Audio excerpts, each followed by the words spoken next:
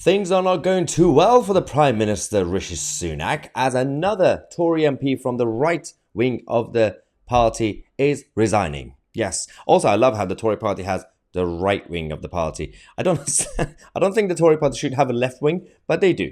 It's a broad church, they say. It's a big tent, a big family of Conservative members. Yes, you've got so big as a tent that you forgot what conservatism is. That's why when you have people like Lucy Allan, the few who are on the Conservative side, they're giving up. They're all leaving now. The Telford MP Lucy Allan says she will not stand again in the next election. She's standing down and she's given up. And all the saga around the Boris Johnson witch hunt and Brexit betrayal and the border crisis, they've all had enough. And Lucy Allan is a good ally to Lee Anderson, another sound Conservative in the Tory party, one of the few left really. They've been campaigning together. They've been focusing on certain causes together. And at the same time, nothing has been done about all these visions and programs. Even the 2019 manifesto has been completely reversed right now. And to be fair, we should also criticize Boris Johnson for failing to implement it. But at the same time, Rishi Sunak and Jeremy Hunt are not really helping the situation, are they? Because they are completely recreating their own government and their own vision without getting a mandate. So the Conservative Party now is not the same Conservative Party that stood in the 2019 general election. So I don't want to sound like these lefty Labour MPs saying general election is needed. No, but yes, we need it because it's a different party and different parliament that people voted for in 2019. So what's going on with Lucy Allan? She released a statement on her website saying, I have decided not to stand as a Conservative parliamentary candidate for Telford at the next general election. Together with my fantastic team, I will continue to serve our community to the best of my ability for the remainder of the parliament.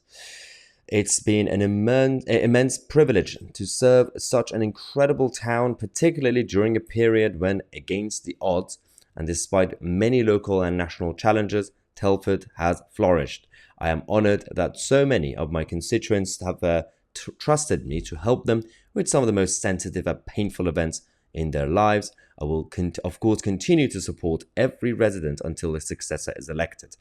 Over the last 10 years, Telford has grown in optimism and confidence, realising its true potential as the West Midlands economic powerhouse. It is a wonderful place to live and work. The air is clean and the light is beautiful and housing is good value and our green spaces are second to none. We have created new skilled jobs and fantastic opportunities for the next generation. She finishes it by saying, I am so proud of what we've achieved together, despite obstacles along the way, to secure Telford's future, which was always my goal from day one.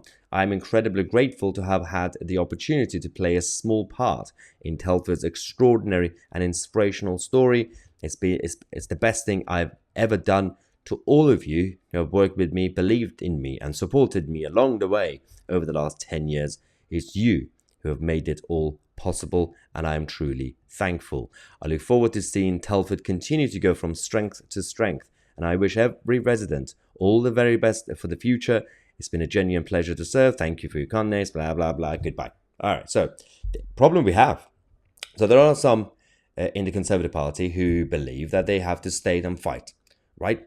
They don't want to leave. They don't want to go to Reform UK. They don't want to start a new party. Fair enough.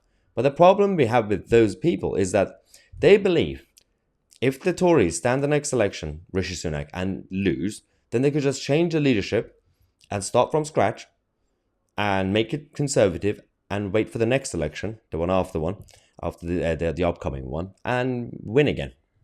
Problem. Right now, the Tory Central Office, CCHQ, with the leadership of people like Jeremy Hunt and Rishi Sunak, have already started the campaign against the right wing of the Conservative Party. Again, the right wing of the party. And the candidates being selected for these constituencies in the next election, and I'm guessing they're going to do the same thing with Lucy Allan's seats in Telford, they are picking wet, liberal, wokey, pro-net zero yes men. So even if Rishi Sunak loses the next election and some sound Conservative becomes party leader, that person will still have to deal with the new generation of wet, liberal, wokey, net zero types to stand in the future election. Unless you're going to be doing deselections and getting rid of them, then that will be brave, and I'll be supporting that.